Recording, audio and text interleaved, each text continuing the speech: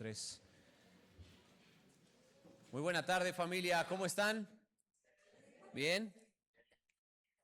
¿Prendemos los ventiladores o le cerramos a todas las ventanas?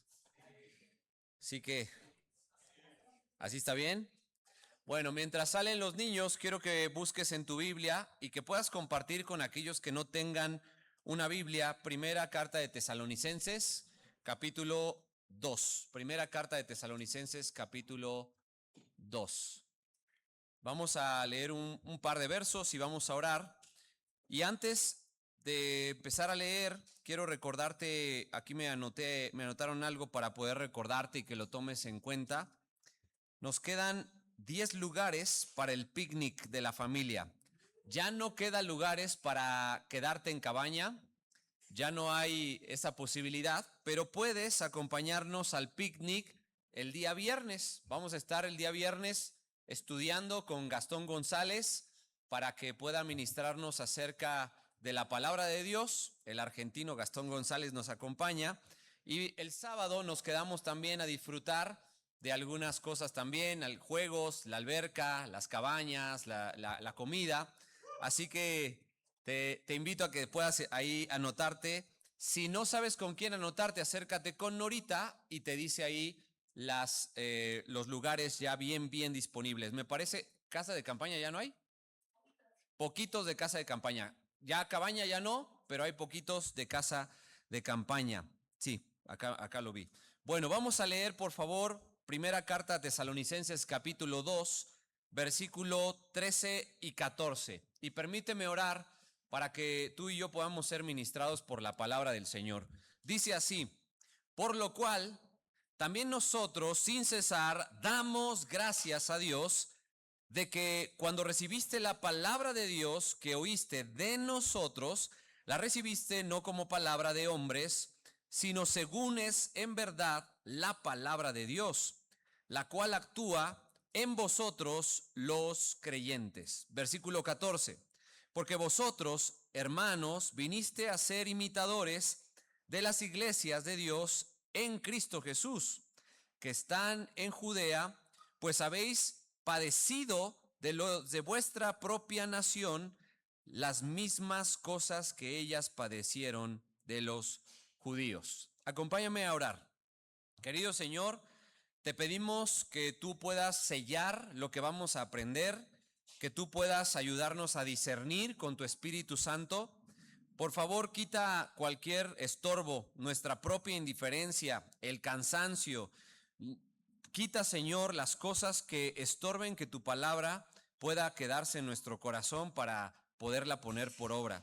Te agradecemos por la libertad que tenemos de abrir una Biblia, de reunirnos en un lugar, pero ahora también te agradecemos porque tu palabra puede ser predicada sin ninguna persecución, pero ahora también nuestra vida tiene que ser puesta en obediencia. Gracias por todo en el nombre precioso de Cristo Jesús.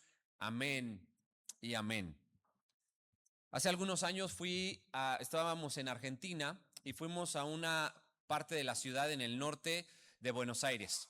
Si tú llegas a ir, yo te animo a que vayas a Tigre, así se llama, Tigre. Y entonces fui a esa iglesia porque conocimos a los líderes de esa iglesia en una conferencia en el norte de Argentina. Ahora escucha bien, cuando estábamos ahí en la conferencia, en algún momento esa conferencia se desvirtuó por completo. Empezaron las luces robóticas, empezó el humo, trajeron un comediante a las conferencias y un comediante fue parte de lo que trajeron ahí para, pues, como que romper el hielo, ¿no? Un show de baterías, 2, 3 baterías tocando al mismo tiempo y el predicador que tú lo conoces por un libro que yo sé que algunos han leído, acerca de las tinieblas, hablaba este libro, fue un fiasco. Habló de cosas muy, pero muy incongruentes. Entonces, en un momento, cuando estaban las luces robóticas, nos salimos, Dinora y yo, teniendo un pesar en nuestro corazón porque habíamos vendido pan. Habíamos vendido pan durante meses. Yo me salía a gritar, ¡ay, pan! Y vendía pan por las calles para juntar e irnos a ese abierto. Entonces, Dinora y yo nos vimos y dijimos, ¿Qué pasó? ¿Por qué gastamos tanto dinero y ahora estamos tan decepcionados de estar en esta conferencia? La verdad fue muy triste. Y a pesar de que era muy famoso el predicador, nos llevamos una muy mala experiencia. Entonces nos salimos y en la banquita afuera de la iglesia, era una iglesia muy, muy grande, 10, 15 veces esto, era iglesia muy grande. Y entonces estaba ahí otro hermano y estaba en la banquita también ahí un tanto cabizbajo. Empezó a hacernos la plática y, son mexicanos, sí, nosotros venimos de allá, pero mira, tenemos Gael es argentino y nos dice, mira, la verdad no aguanto esto. Toda mi familia, toda la iglesia que venimos, no aguantamos esto. Y entonces empezamos a hacer una amistad y empezó a llevarnos de invitado, porque yo tenía mi iglesia, y me empezó a invitar a predicar a su iglesia. Cuando yo llegué a su iglesia, toda la iglesia sirviendo, profesionistas sirviendo, los jóvenes sirviendo. En la tarde, aparte del culto, hacían su misión, abrieron otra iglesia y toda la iglesia iba a la misión. No el 50, no el 80, toda la iglesia en la misión. Cantaban 3, 4 guitarritas, una flauta transversal, un cajoncito peruano. Éramos 150, 180 personas cantando, los niños en primera fila, en la primera banca, gritando los cantos. Y entonces empecé a ver qué pasó, qué es esto. Y esa iglesia de Tigre jamás se me va a olvidar cómo cada que me invitaban yo estaba bien emocionado, porque iba y me recibían todos con gusto, con gozo, con ánimo, todos te daban la bienvenida, te ofrecían algo. No, mira, uno porque era el mexicano, no era como un perrito nuevo, ¿no? Ahí como la mascotita nueva. Pero yo veía que obviamente tenían problemas, obviamente. Pero esa iglesia de Tigre nos invitaba constantemente y veíamos y agradecíamos a Dios por el modelo de iglesia. Entonces esta iglesia hacía sus campamentos, toda la iglesia, toda, desde el más anciano con su bastón hasta el más chiquito con su chupón, iba a los campamentos. Veías cómo se desinhibían. Esa vez fue ir de, ¿cómo se llama este? Monsters Inc., ¿no? Monsters Inc. Todos iban de Monster Inc. No era Monsters Inc., era algo parecido. Yo no me sé las caricaturas, algo parecido. Todos se vestían. Ahí tienes, imagínate al hermano Gilberto con sus orejitas, con su máscara. Imagínate al hermano Miguel Cleto con su botarga de la caricatura. Toda la iglesia. Y yo me quedaba, ¿qué es esto? En la cena del Señor, que me dejaron oficiarla el día domingo en el campamento, estaba ahí y empezaban a llorar. Estaban ahí, empezaban a llorar, empezaban a abrazarse, iban, se pedían perdón y yo decía, ¿qué es esto? Era una iglesia que para mí me parecía un sueño. Entonces me invitaban y cada que me invitaban, alguien me invitaba a comer. Me iba con jóvenes profesionistas, todos profesionistas. No, mira, tengo mi novia, pero no, hay que hacerlo con calma, no vamos corriendo, vamos a prisa, no vamos a prisa. Es por tiempos y por nuestras autoridades, nuestros padres, todos tenían un criterio muy bueno. ¿Y sabes por qué? Porque había un grupo de varones que se había puesto de acuerdo y que había decidido pastorear a sus familias, guiar a sus hijos, guiar a sus pequeños, guiar a sus jóvenes adultos hacia una madurez como iglesia, y toda la iglesia estaba señalando lo que era pecado y aplaudiendo lo que era de gloria, ¿no? Entonces yo dije, wow, es un modelo de iglesia. Y yo le daba gracias cada que esa iglesia me invitaba porque salía ministrado. Te describo esta iglesia porque es lo que yo persigo en mi propia iglesia, ¿no? Para eso le costó años. Ancianos pasaban, pastores pasaban e iban construyendo sobre el trabajo de otros, y por eso se iba consolidando una iglesia tan firme y tan fuerte. Ahora, quiero que leas este pasaje, el capítulo número 2, versículo 13, para que veas cómo fue que un líder pudo agradecer por esta iglesia. Y te voy a dar los antecedentes. Primero, dice el versículo 13, por lo cual. Tú no puedes seguir leyendo si no entiendes ese por lo cual. Por lo cual quiere decir que hubo antes algo. ¿Qué hubo antes? ¿Qué fue lo que la iglesia de Tesalónica tenía y que provocaron por lo cual? Bueno, haz un mapa, fíjate bien. Capítulo 1 y capítulo 2, vamos a ver el pasado de la iglesia. Pablo agradece, Pablo reconoce el pasado de la iglesia. Ahorita estamos en el pasado de la iglesia. Capítulo 3 y parte del capítulo 4, sus primeros 12 versículos, vamos a hablar del presente de la iglesia. Les va a decir, te aplaudo por el pasado, tomaste estas decisiones en el pasado. Y Pablo va a reconocer el pasado. Ahorita estamos en el pasado. Vamos a empezar a estudiar el presente, capítulo 3 y 4. Y vamos a terminar en el capítulo número 5 de Tesalonicenses, en el capítulo 4 y 5, con el futuro. Pasado, presente y futuro. Vamos a estudiar el rapto de la iglesia. Vamos a estudiar el futuro de la iglesia. Vamos a estudiar por qué creemos que Él va a venir y nos va a llevar con Él.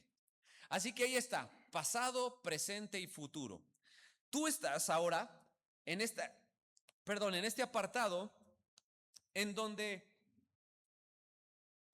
el apóstol Pablo les va a reconocer cosas de su pasado. Ahora, tú y yo estudiamos en la semana pasada cómo se debe de comportar un líder. Pablo había reconocido la obra de su fe, el trabajo de su amor, la esperanza en el futuro. Pero también había reconocido que el líder de la iglesia, el líder de la casa, debe de ser una persona que sufra, que esté dispuesto a pagar el precio, pero que aún así sea fiel. El líder de la iglesia debe de ser ejemplo. Pablo dice, yo les fui de ejemplo. El líder de la iglesia debe de ser una persona que cuide, como dice acá, como nodriza, pero también como un padre. El líder de la iglesia debe de permanecer fiel a la palabra. El líder de familia debe de permanecer fiel a la palabra. Mi querido hermano, cuando una mujer te esté insistiendo a ti por llegar temprano, por asistir a la iglesia, por involucrarte en el servicio, cuando una mujer de casa, es decir, tu esposa, te esté animando a ti a servir y no tú animándola a ella, no estás imitando el ejemplo de Pablo cuando dice ser imitadores de mí, como yo de Cristo. Pablo te está poniendo a ti y a mí la vara tan alta de un liderazgo que te está diciendo tú debes de ser el que guíe a la grey, a tu familia. ¿Y cuánto nos cuesta a todos nosotros? ¿Sabes? Mira, fíjate muy bien cómo dice el versículo 11. Vamos al 11 y 12.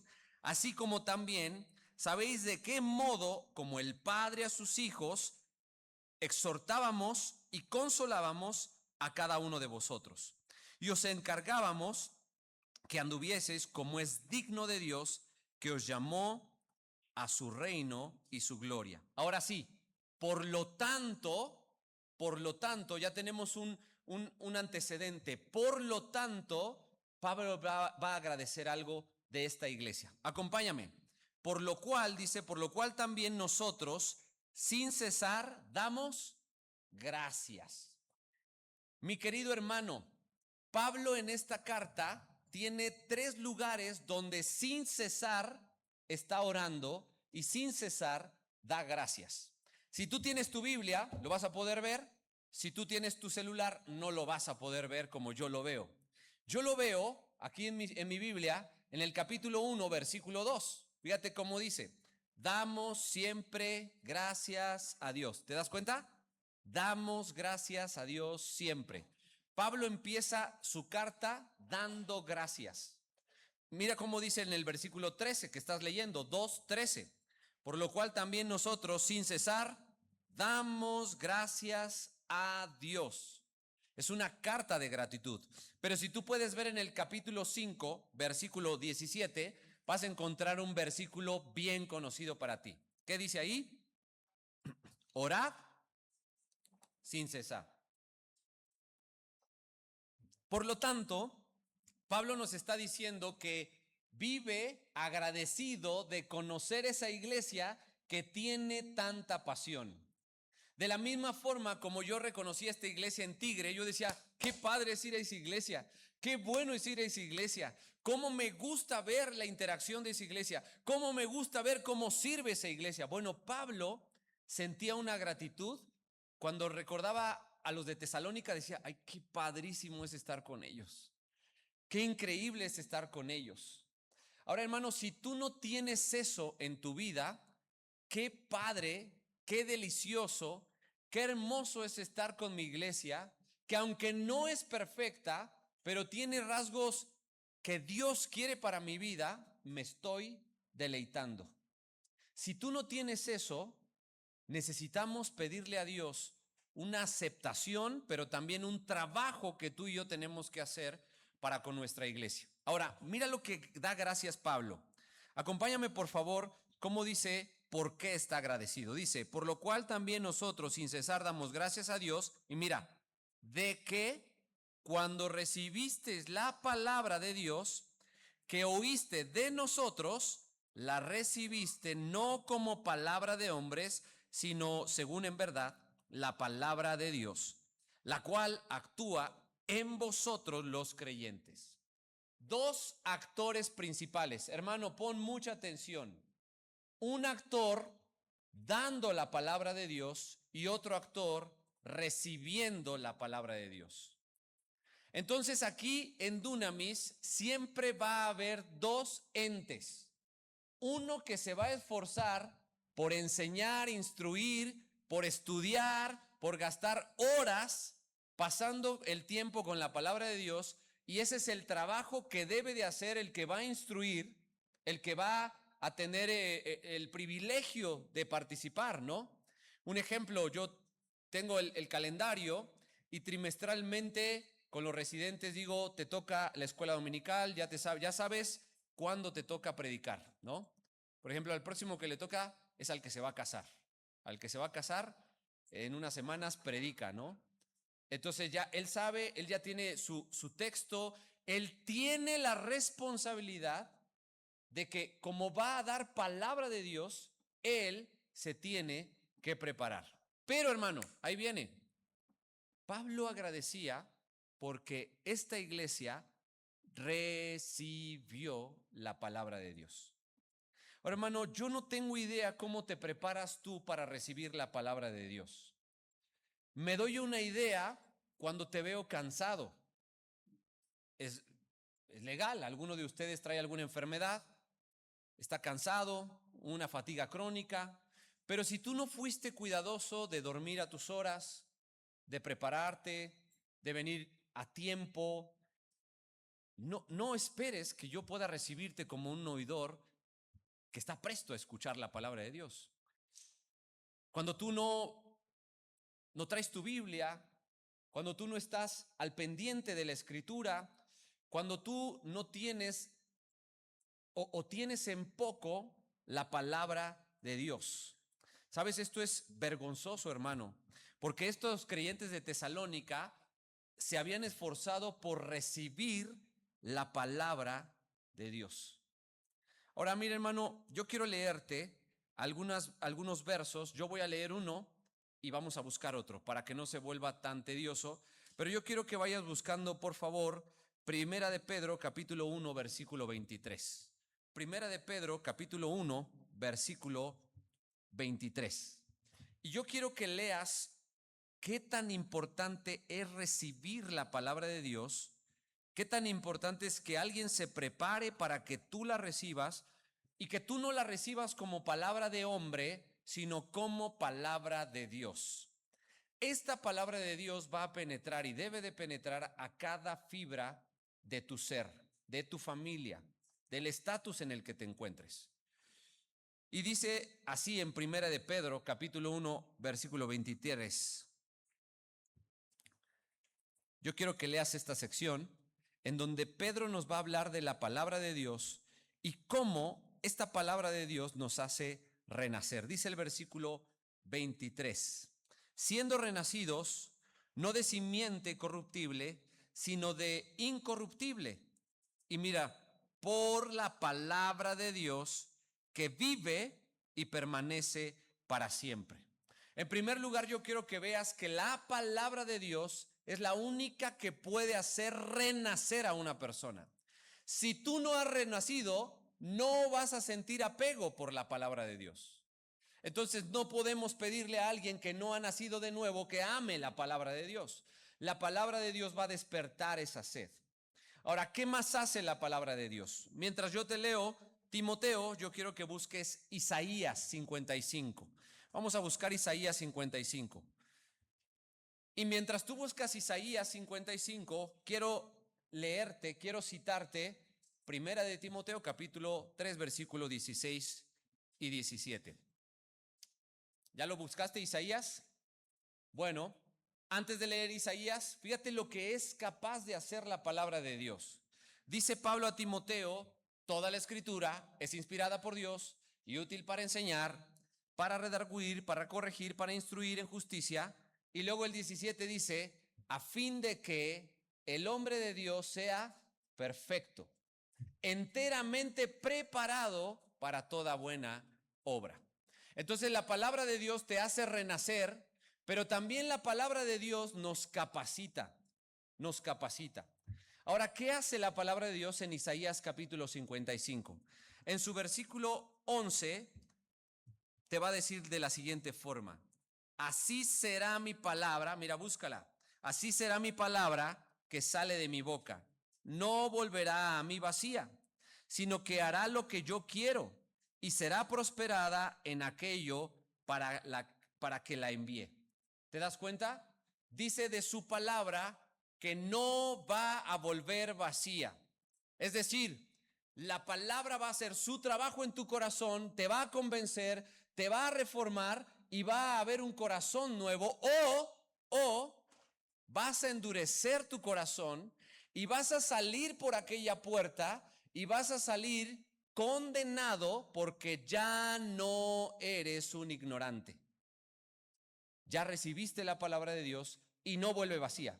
Vuelve o con bendición o con condenación para tu vida.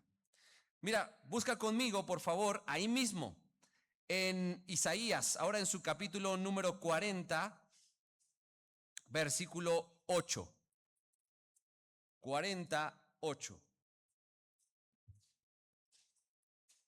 ¿Lo tienes? Dice así, Isaías 48. Sécase la hierba, marchítese la flor, mas la palabra de Dios nuestro permanece para siempre. Y ahí está otra cualidad de la palabra de Dios. Se puede secar, se puede pudrir, puede pasar todo. Tú y yo nos vamos a morir. Todo lo que hayamos hecho se va a acabar. Tú vas a ser olvidado, yo voy a ser olvidado. En unas cuantas décadas tú y yo ya no vamos a tener absolutamente nada de registro en esta tierra más que el recuerdo de algunos, pero su palabra va a seguir permaneciendo para siempre, hermano, aún en la eternidad, aún en el cielo. Su palabra la vamos a seguir estudiando. Entonces, es un concepto que debemos de atesorar cada que tengas la oportunidad de tener un encuentro con la palabra de Dios. Escucha otro concepto. Si tú quieres anotarlo, grábatelo. Mira lo que dice, escúchalo. Jeremías 23, 29. Ve cómo describe a la palabra de Dios. Dice así: ¿no es mi palabra, dice, como fuego, dice Jehová, y como martillo que quebranta la piedra? Te lo repito, ¿no es mi palabra, dice Jehová, como fuego y como martillo que quebranta la piedra? ¿Sabes lo que es la palabra de Dios? Fuego, y este fuego te hace juicio a ti, me hace juicio a mí. No sé si tú te has sentido expuesto a la palabra de Dios, y cuando te sientes expuesto a la palabra de Dios, sientes este fuego que te está consumiendo por juicio. Este soy yo, este soy yo. Están hablando de mí, me está describiendo a mí, me está avergonzando a mí. Esa es la expresión de fuego. Yo no es ese fuego místico de fuego desciende. No, no es eso. A lo que me refiero es cómo la palabra de Dios, cuando alguien te la dice, es fuego, es un juicio para tu vida. Te incomoda, no te gusta, no estás cómodo. Pero también dice, como martillo que quebranta la piedra. Tu corazón y el mío Cuando tenemos ese corazón como el de Tesalónica, tendríamos que estar dispuestos a que nos rompa en pedacitos nuestros argumentos. No, no, no, es que no quiero perdonar. No, no, no, es que no quiero servir. No, no, no, es que no quiero cambiar. No es que no quiero renunciar. Bueno, viene la palabra de Dios y te da con todo de tal forma que dices, no me queda otra porque estoy en pecado y tengo que servir, tengo que perdonar, tengo que renunciar a ese pecado. Entonces, lo único que puede quebrantar eso es la palabra de Dios. Por eso, hermano, no me vengas con que alcohólicos anónimos, con que neuróticos anónimos. Imagínate un neurótico. ¿Sabe lo que necesita un neurótico? No necesita una terapia. Un neurótico, no empieza a darte codazos, por favor, ¿no? Frenemos los codazos, queridos neuróticos. No necesita una terapia, no necesita electroshocks, no necesita regresión, no necesita hipnosis. Lo que él necesita es que él se sienta con juicio de Dios por su neurosis y que se sienta como con un martillo que está quebrantando todos sus argumentos. Así recibieron la palabra de Dios los de Tesalónica. ¿Te das cuenta? Entonces, cuando eso es evidente en la vida de la iglesia, empieza a haber niños madurando, jóvenes creciendo, hombres pastoreando, mujeres cuidando el hogar y empieza a haber una iglesia cumpliendo su misión. ¿Cómo te lo demuestro? ¿Cómo termina el versículo 13? Fíjate cómo termina el versículo 13. Dice así, después de la coma dice, oíste de vosotros, la recibiste como palabra de los hombres y dice, sino que según es en verdad la palabra de Dios, y mira, la cual, ¿qué dice? Actúa en vosotros los creyentes. Si la palabra de Dios es fuego consumidor y es un martillo que quebranta, va a actuar en ti y en mí. Va a ser una completa humillación. Va a ser una completa iglesia, familias, produciendo fruto, teniendo algo visible. Van a ser vidas que empiecen a producir fruto de acuerdo a lo que la parábola, por ejemplo, en Marcos capítulo 4, ¿te acuerdas la parábola del sembrador?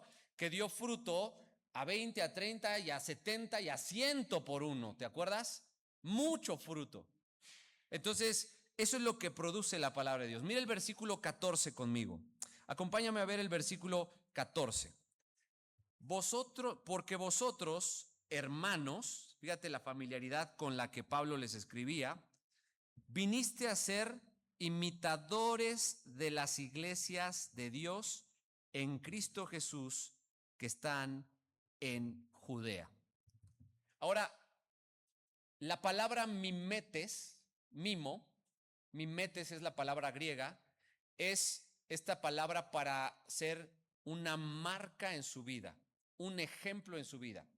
Le voy a dar un premio al que me diga cuánto tiempo Pablo estuvo en Tesalónica. ¿Te acuerdas? Lo leímos, Hechos capítulo 16.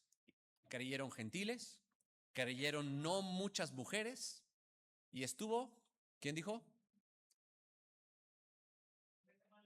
3 semanas. Se ha hecho acreedor a un libro. Si no me lo reclamas, nunca te lo doy, ¿eh? Te voy a regalar un libro, comentario o Biblia comentada. ¿Listo? Te me acercas, no es broma, sí se los cumplo tarde, pero se los cumplo, ¿no?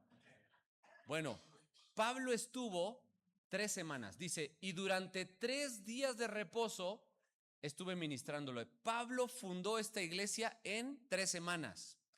Pero ellos estuvieron dispuestos a recibir la palabra como ese fuego, como martillo, como esa palabra que los hace renacer para una esperanza viva, como esa palabra que les cambia la vida. 3 semanas. Ahora, mira lo que en el versículo 14 dice. En 3 semanas, vosotros, hermanos, viniste a ser imitadores de las iglesias de Dios. En 3 semanas bastó para que esta iglesia pudiera convertirse en una imitadora de otras iglesias. En una imitadora. La iglesia de Tigre, que yo te mencionaba, todos servían. Todos servían. Y me contagiaron.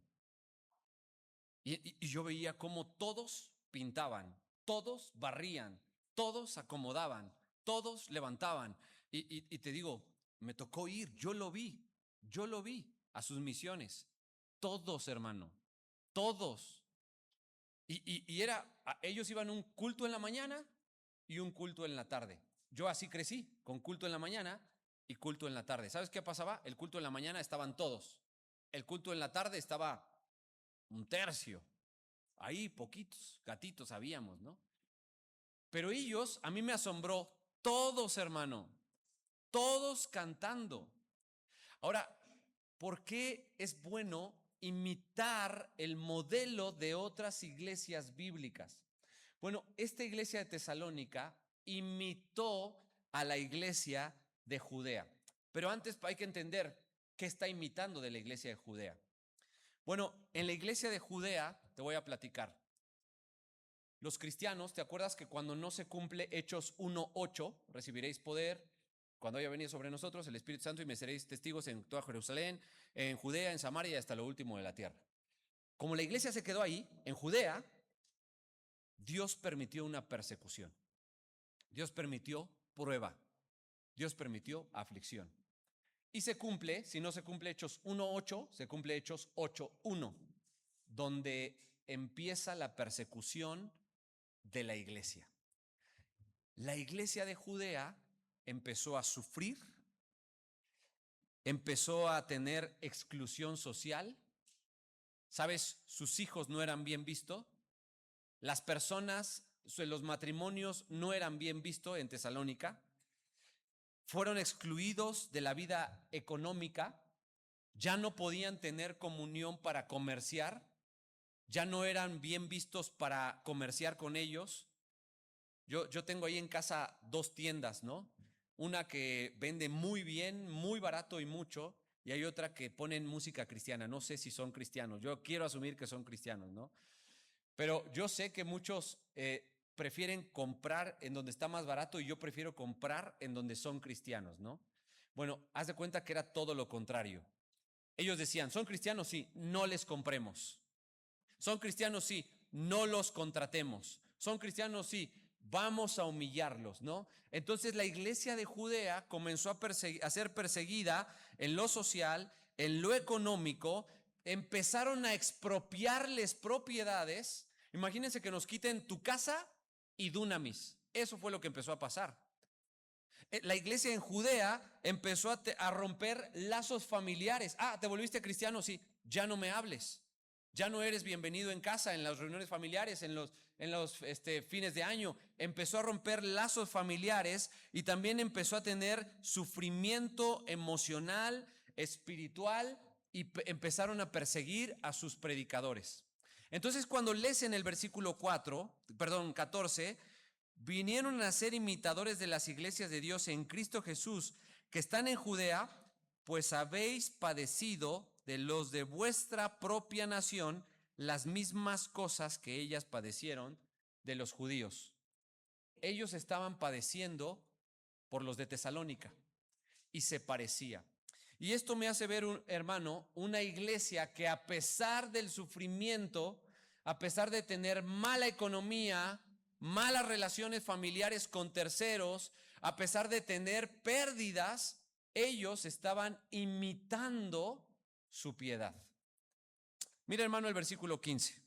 Vamos a ver esta acusación contra los judíos. En esto voy a derribar este falso antisemitismo. Ahorita quiero explicarte qué es esto. Mira el versículo 15.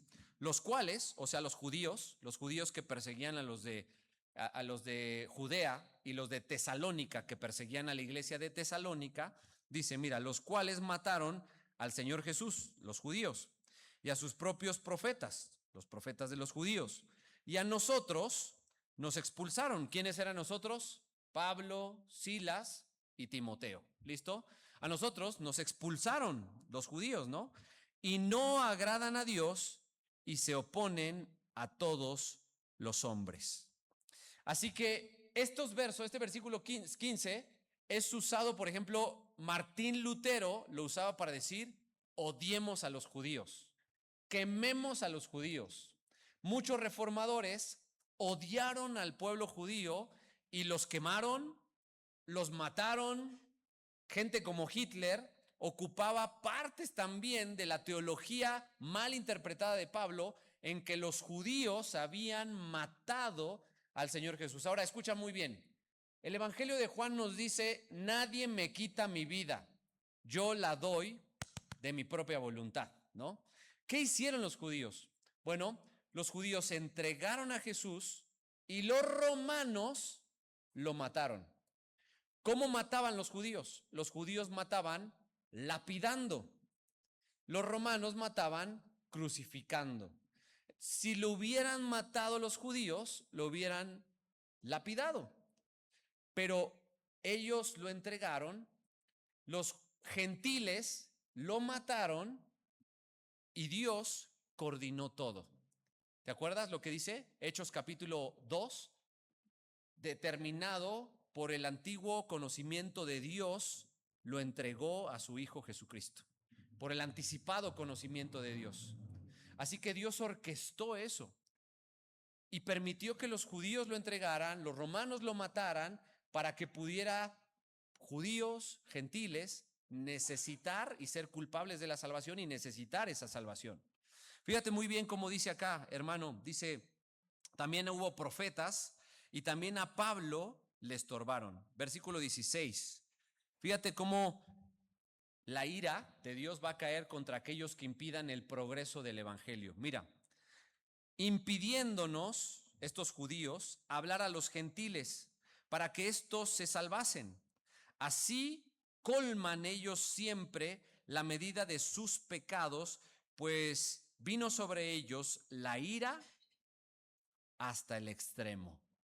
Así que estos judíos eran usados por Satanás, por su propio pecado, para entorpecer el progreso del evangelio, para que no predicara Pablo.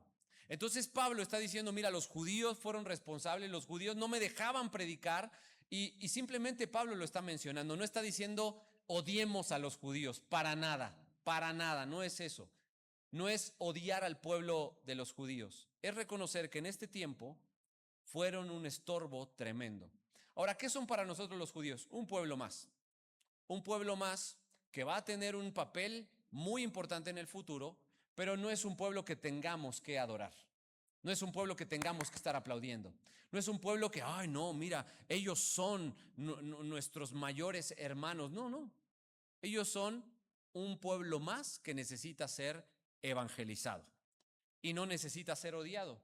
Porque si en lugar de en Judea, si en lugar de Israel, Cristo hubiera venido a México, también hacemos lo mismo. Tú y yo hacemos lo mismo. Ahora, quiero que veas quién intervino. Acá, mira conmigo Romanos capítulo 1, versículo 18, sin perder Tesalonicenses. Quiero que veas algo acerca de este juicio de Dios contra aquellos que se oponen para con el evangelio. Dice Romanos 1:18, porque la ira de Dios se revela desde el cielo contra toda impiedad e injusticia de los hombres que detienen con injusticia la verdad. Lo voy a leer nuevamente.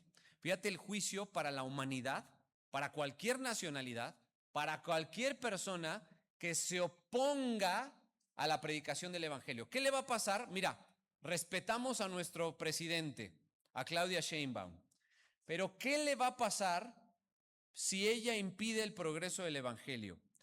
Porque la ira de Dios se revela desde el cielo contra toda impiedad e injusticia de los hombres que detienen con injusticia la verdad. Si en algún momento nuestros gobernantes, nuestro presidente municipal, nuestro presidente de la nación, alguien se opone a que prediquemos al evangelio, la ira de Dios, tengan por seguro que va a ir contra esa persona. Ténganlo por seguro. Porque detienen con injusticia la proliferación de la verdad. Ahora, escúchame muy bien. Imagínate tú, papá, que tú eres un estorbo o puedes ser un estorbo para que a tu hijo, niño, grande, adolescente, joven, se le pueda predicar la palabra de Dios. Imagínate que tú no eres de ánimo. Imagínate que tú no eres de aliento. Imagínate que tú le estorbas. Imagínate que tú y yo, puede ser que tú no le abras la Biblia. Y aquí se la van a abrir. Hubo alguien que estudió toda la semana. Y tú le privas de poder ser expuesto al único versículo o a la única ocasión que puede ser que tu hijo o tu hija reciba, ¿no? Imagínate, hermano, que tú puedes ser de estorbo a que alguien más pueda llegar el evangelio. A que tú en tu trabajo no des un buen testimonio y cierres la puerta para que ese corazón no reciba la palabra.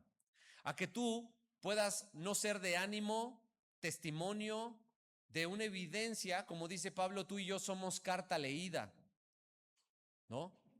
Y que tú y yo seamos estorbo para el progreso del evangelio. Bueno, eso sería una pena, que la propia iglesia pueda fungir como ese estorbo. Y vamos a recibir nuestra consecuencia. Ahora, mira, quiero que veas cómo vivía esta iglesia y cómo amaba Pablo la comunidad de esta iglesia. Versículo 17. Fíjate bien qué dice acá. Pero nosotros, hermanos, versículo 17,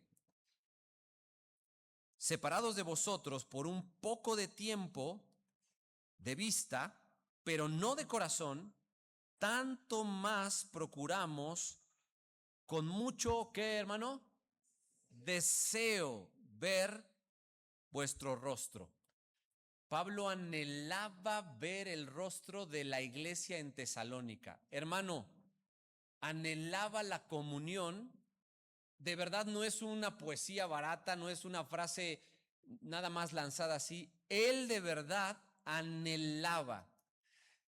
Te voy a decir algo que a mí me pasa. Cuando yo salgo de mi oficina, ahí la oficina pastoral, salgo y veo a la gente en comunión. Hoy, por ejemplo, salí de la clase de membresía, salgo y todos platicando. No te puedo describir, no me puedes entender lo que siento. Cuando yo subo para el ágape, que todos están ahí hablando, cuando hay un grupito riéndose, no te puedo describir. Si te lo trato de describir, como que me da adrenalina ver a la gente, ¿no? Cuando, por ejemplo, una vez supe, ¿qué noticia supe? ¿No? La Marta, ¿dónde está nuestra jovencita Marta? ¿No? Marta dice ahí, desayuné con Marta la otra vez. Cuando yo escucho eso, que la iglesia se busca entre semana, cuando los jóvenes dicen, nos fuimos al cine, no te puedo describir qué existe en mí. No fui yo contigo al cine. A mí no me invitaste a desayunar. Yo no te estoy pidiendo eso. Pero haz de cuenta como si me hubieras hecho, así sentí riquísimo. Saber que una jovencita, Marta, pasó tiempo con otra mujer de la iglesia y hablaron de cosas, se contaron sus problemas. No te sé describir lo mucho que me causa placer. Cuando los jóvenes, verlos ahí, ¿no? Fuimos a Coyoacán y estaban los jóvenes, los varones, y se estaban riendo de la nada. Parecían loquitos, ¿no? Estaban las mujeres acá, y todos dicen, y ahí tenemos que encontrar un hombre, y todos los jóvenes, y estaban ahí riéndose, echando. Bueno, no te puedo describir cómo es verlos riéndose, hablando, cómo tienen grupitos entre ellos de rendición de cuentas y se animan. Y estamos ahí y Josué le dijo, hermano, le mandas un mensaje a él para que su devocional. Cuando alguien hace eso, no te puedo describir cómo siento muchísimo placer. Es algo que me alimenta, me da fuerza para servir al Señor, para venir a la iglesia. Cuando alguien me dice, no es que me dé ganas, me dé gusto, perdón, pero dice, estoy desanimado, necesito al Señor, ¿no? Ayer o antier alguien me escribió, pastor, ¿no tiene una Biblia comentada que me venda, ¿no? Y le mando una aplicación con comentarios y bueno, no te puedo describir cómo es que te pregunten cuando las personas están creciendo. Pero, ahí viene lo malo. No te puedo describir cuando veo personas dentro de la iglesia que no estamos creciendo, que están tomando decisiones para alejarse del Señor, que no son constantes, que no le dan la importancia a la palabra, a la iglesia, que no les gusta la comunión entre iglesia, que no se procuran, que no se buscan, que no son parte de la iglesia. No te puedo describir la tristeza que siento y sé a dónde va a terminar su vida espiritual. No porque yo lo determine, sino porque hay alguien que dio su vida por la iglesia y que determinó cómo debe de ser la iglesia. Mirad cuán bueno y cuán delicioso es habitar los hermanos juntos en armonía. Es como el buen óleo que desciende desde la cabeza de Aarón hasta su barba.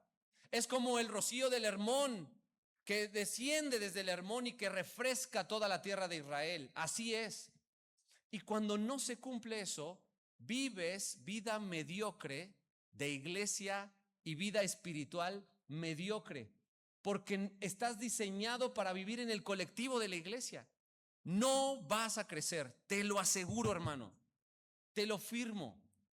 Ahora, fíjate, Pablo dice, deseo verles cara a cara su rostro. Si tú eres de los que no vienes y de repente dices, pues es que pasa en el culto por internet, ¿no? Yo sé que por internet me veo todavía más guapo, hermano. Pero no te quedes a verme por internet. No sirve de nada, eso es para enfermitos, para nuestros hermanos debilitados, para que esporádicamente pase eso. Pero te voy a decir algo, no existe la iglesia digital. Eso es del diablo, te lo aseguro. No existe la iglesia digital, ¿no? ¿Cómo te rozas con el hermano que te cae gordísimo? ¿Cómo perdonas al hermano que te ha ofendido? ¿Cómo creces? Dios diseñó eso. A él se le ocurrió. Entonces Pablo les dice, tengo placer de disfrutar de verlos cara a cara. Y luego mira el versículo 18. Por lo cual quisimos ir a vosotros. Ahora, ¿dónde estaba Pablo en este momento? Fíjate bien. Pablo entró a Macedonia y primero entró a Filipo. Lo encarcelaron, el carcelero de Filipo, ¿te acuerdas? Lo libera el Señor y dice, no, vete porque te vuelven a encarcelar. Y de ahí se va a Tesalónica, ¿te acuerdas? Y ahí les predica por 3 semanas, tres sábados estuvo ahí, muchas mujeres, muchos gentiles, y de ahí lo persiguen y me lo corren a Pablo.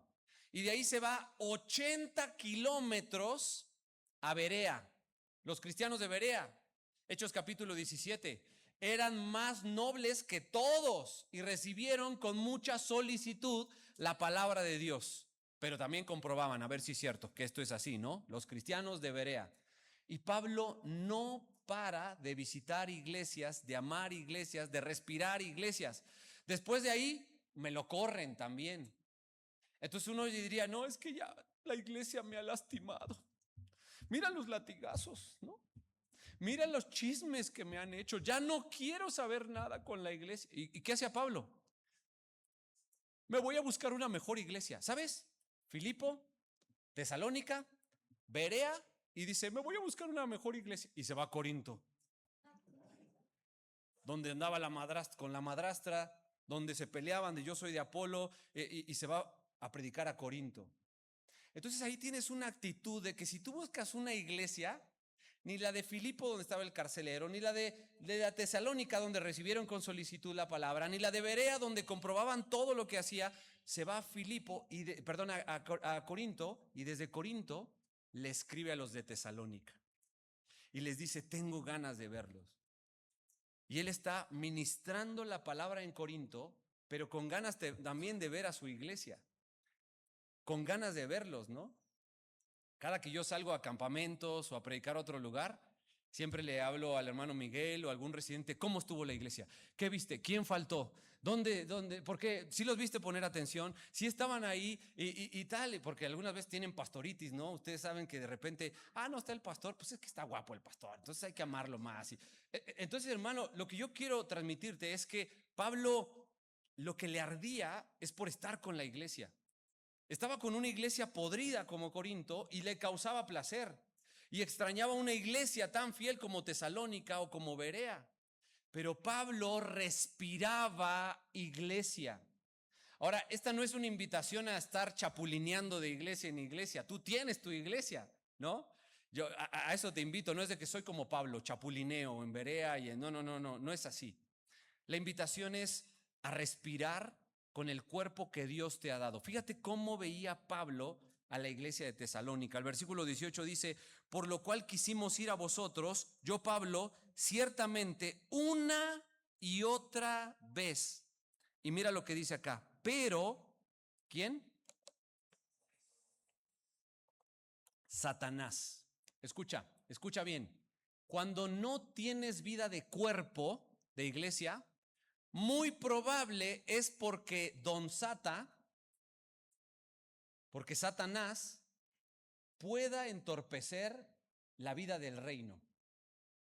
Entonces, si tú no tienes vida de cuerpo, Satanás te tendió ahí. Estaba hablando ayer con una persona y me dice, algo siempre pasa, siempre se atraviesa algo para llegar tarde, para no asistir, para no ser fiel, siempre. Y siempre se te va a atravesar algo. Ahora, no pienses que ese algo es mera casualidad. Sabanás, ¿no? La flojera. ¿Por qué no viniste temprano? Sabanás. ¿Por qué no viniste? Me llegaron visitas. ¿Por qué no fuiste a tu iglesia, a tu vida de cuerpo? Es que andaba con unos pendientitos, ¿no? Y como buenos mexicanos aprendemos a poner todo y a mentir en todo y a no decir, no le di la importancia que merita, que pertenece a reunirme con la vida de cuerpo. Y aquí mira lo que atribuye: Satanás me lo impidió.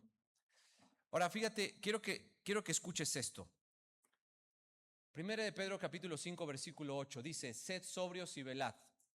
No lo busques, te lo leo. Porque vuestro adversario el diablo anda como león rugiente buscando a quien devorar. Él no anda buscando con quién juguetear. Él te come, hermano. Te come. Es más, hay gente que trae mordidas acá, sangrando, y que está supurando, y que ya está devorando tu vida espiritual porque has decidido no tener una vida de cuerpo. Porque en el cuerpo es donde vamos a poder sanarnos unos a otros. Apocalipsis capítulo 12, versículo 10, no lo leas, perdón, no lo busques, yo te lo leo. Ha sido lanzado fuera el acusador de nuestros hermanos, el que los acusaba delante de nuestro Dios día y noche. ¿Quién es? Un león rugiente que busca a quien devorar, pero también es un acusador. Es un acusador. Siempre va a estar ahí acusándote. No ignores. Tú eres Emanuel el que... Y va a empezar a recordarme. Y va a empezar a usar todo lo que... Y me va a hacer que me estanque en mi pecado. En 1 Corintios 11:14 dice así, mira. Y no es de maravillarse porque el mismo Satanás se disfraza como ángel de luz. Entonces Corintios ya te advierte que va a ser atractivo Satanás, se va a disfrazar de cosas, va a tener apariencia de piedad. Tesalonicenses capítulo 3 versículo 5 dice: no sea que os hubiese tentado el tentador y que nuestro trabajo resultase en vano. No solo es un león rugiente, no solo es alguien que está disfrazado como ángel de luz, no solo es el que está detrás de nuestra vida, sino es el tentador. Está llenándote de tentaciones. Aquella persona en el trabajo, aquella amistad, aquella relación inadecuada, no ignoramos sus maquinaciones. Sabemos que el tentador ahí va a estar, ¿no? En Efesios 4:27 dice, no des lugar al diablo, ¿no? Aquel chiste, yo no doy lugar al diablo, por eso en los bailes bailo pegadito para no darle lugar al diablo, ¿no? No se refiere a eso. Tú y yo le damos lugar al diablo cuando en casa, cuando en este pasaje de Efesios, ¿te acuerdas? Cómo Pablo le pide, cambia esta conducta y airaos, pero no pequéis, no se ponga el sol sobre vuestro enojo, ni deis lugar al diablo. La ira es una invitación al diablo a tu casa. ¿Te ha pasado que tú dices, no le voy a hablar a mis hijos, a mis padres, no le voy a hablar a mi cónyuge? ¿Cuántos llevas? 2, 3 días, una semana. Bueno, le has dicho bienvenido, Satanás, porque mi ira te da lugar en mi casa. Él toma ese lugar. Ahora, fíjate cómo termina este pasaje, hermano. Vamos a ver el gozo y la gloria que sentía Pablo por esta iglesia. Porque, ¿cuál es nuestra esperanza? Dice acá, versículo 19. ¿Cuál es nuestra esperanza, o gozo, o corona, de que me gloríe? ¿No lo sois vosotros delante de nuestro Señor Jesucristo en su venida? Vosotros sois nuestra gloria y gozo. Te lo voy a leer en la Nueva Versión Internacional. A ver, ¿cuál te gusta más? ¿La Reina Valera? ¿Nueva Versión Internacional o traducción al lenguaje actual? Fíjate lo que dice la Nueva Versión Internacional. Dice, en resumidas cuentas, ¿cuál es nuestra esperanza, alegría o motivo de orgullo delante de nuestro Señor Jesucristo para cuando Él venga? ¿Cuál es nuestra esperanza?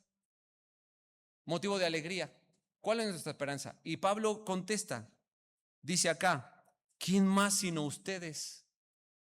Ustedes son nuestra esperanza. El nivel de amor por la iglesia es que Pablo decía, ustedes son nuestra esperanza. Ustedes son lo que más nos hace gozarnos. Y mira lo que dice Pablo también, sí, ustedes son nuestro orgullo y alegría. Pablo había aprendido a ver a la iglesia como la fuente de orgullo y de alegría. La verdad, hermano, ver a la iglesia, caminar con la iglesia, crecer con la iglesia, ¿es una fuente de gozo, orgullo, alegría? ¿O cada quien se rasca con sus uñas? Ya si el hermano... Bueno, para Pablo dice, ¿cuál creen que es nuestro gozo? ¿Qué creen que me va a llenar de alegría? ¿Qué creen que va a ser mi orgullo? ¿Qué creen que va a ser mi gloria? Y Pablo responde, son ustedes. Ustedes son la fuente de mi gozo. Mira lo que dice la traducción al lenguaje actual. Permíteme leerlo. Después de todo, dice Pablo, ¿qué es lo que nos da esperanza y alegría? ¿Y cuál será nuestro orgullo, recompensa, corona al estar delante del Señor Jesucristo cuando Él regrese? Y dice, son ustedes. Sí, ustedes son nuestro orgullo y nuestra alegría. Querido hermano, para terminar, si cerrar un negocio, si tener un poquito más de dinero, te trae mayor gozo que ser efectivo en tu vida de iglesia, no estás bien enfocado. Es que yo voy a cerrar este negocio. ¿Cuánto vas a ganar? X cantidad. ¿Cuánto te van a aumentar el sueldo? X cantidad. Y eso te trae mayor gozo que vivir en el cuerpo, que decidir con tu iglesia, que servir en tu iglesia, que vivir con tu iglesia.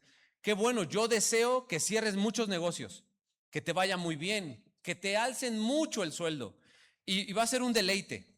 De verdad me voy a gozar contigo porque es el fruto de tu trabajo. Pero si hay un mayor deleite y no te deleitas con la vida de iglesia, hay algo que no está checando. Si tener un trabajo te trae más gozo y esperanza que la vida de iglesia, tienes que hacer un equilibrio. Si hoy, a ver, chicos y chicas solteros, solteras, si hoy casarte realizar tus sueños, sentirte con una familia, si eso es lo que te trae tu mayor gozo y eso es tu corona, ¿cuándo me voy a coronar? Cuando me case, pastor, ¿no? Ya me voy a, ya Cami ya se va a coronar, ya eso es lo que más me... Vas a ver, vas a ver. Entonces, no quiero decirte que todo casarte es glorioso. Es bueno el que se casa, es bueno el que cierra un negocio, es bueno el que adquiere un aumento, es bueno el que cumple sueños profesionales. Pero Pablo tenía un enfoque correcto de que el gozo era la vida en cuerpo, el crecimiento espiritual, más que cualquier otro tipo de crecimiento. Así que, hermano, quiero que tú y yo pensemos en la óptica de Pablo. La óptica de Pablo estaba en ser agradecido con una iglesia que estaba creciendo junta, que había recibido su palabra, que los efectos de esa palabra se veían en fruto. Si tú te das cuenta, dice ahí, actúa en los creyentes. La palabra recibida actúa en los creyentes. También, hermano, vimos entonces que a pesar de que los judíos entregaron, mataron junto con los romanos, es algo que Satanás también ha provocado y tratado de cortar el avance del evangelio. Tú y yo tenemos que estar para potenciar el avance del evangelio. Y también tú y yo debemos de estar para deleitarnos, para estar con gozo y estar de cara a cara con nuestros hermanos. No existe otra forma que Dios haya inventado para poder pulir tu vida más que vivir en la vida del cuerpo de Cristo. Decide cómo vas a ser parte por esa vida del cuerpo de Cristo. Y no ignores las maquinaciones de Satanás. Él es el acusador, te odia. Él es el padre de mentira. Cuando habla de sí mismo, habla puras mentiras. Él es el tentador. Él es el devorador. Él es Belcebú, el Apolión. Él es el que odia y es el enemigo de nuestras almas. Bueno, rodéate del cuerpo de Cristo. El cuerpo de Cristo es una hermosa protección contra ese enemigo de nuestras almas. Es una hermosa protección para nuestra vida en Cristo. Así que, querido hermano, busca del Señor, busca de su iglesia y busca recibir con mansedumbre la palabra implantada, la cual puede salvar nuestras almas. Vamos a orar. Querido Padre Celestial, te doy gracias en esta tarde por ser fiel con nosotros como iglesia, porque en esta relación el fiel eres tú, los infieles somos nosotros. Queremos agradecerte porque podemos reunirnos, estudiar tu palabra y poder darnos cuenta de que hay modelos de iglesia como la de Tesalónica, hombres y mujeres dispuestos, mansos para recibir y actuar, hombres y mujeres que se habían preparado para poder también ser misioneros en otros lados. Señor, te damos las gracias también porque nos haces ver lo hermoso que es vernos rostro a rostro, cara a cara, para poder ser pulidos. Te damos las gracias porque el modelo que nos deja Pablo es el deleite que tenía al verlos, al saber cómo está la iglesia en Tesalónica. Es el mismo deleite que debemos de tener nosotros, pero también entendemos que Satanás, como odia nuestras vidas, va incluso a desanimarnos al venir, al ser parte, al soportar, al poder vivir una vida de iglesia. Por lo tanto, querido Dios, confronta nuestra vida, humilla nuestro corazón para poder vivir como el cristiano debe de vivir, en la vida del cuerpo. En el nombre precioso de Cristo Jesús. Amén y amén.